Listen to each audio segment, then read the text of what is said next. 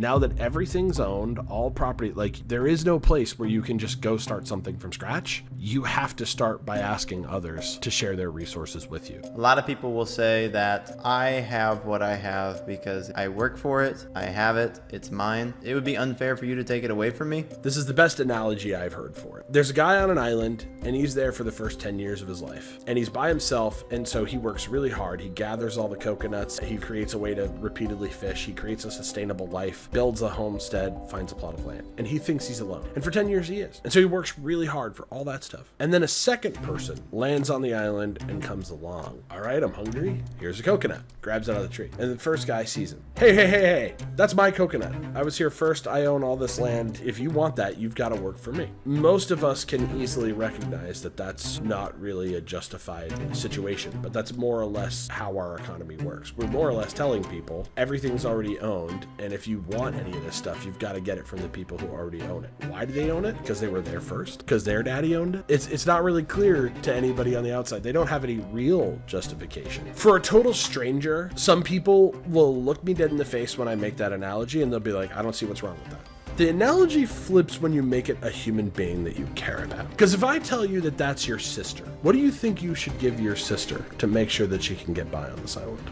You would probably say, well, I'd share with my sister. I would share Yeah. more. Like the island would be ours together. Because it is. We have to see all of ourselves as brother and sister sharing the resources of this planet. It's us against the planet.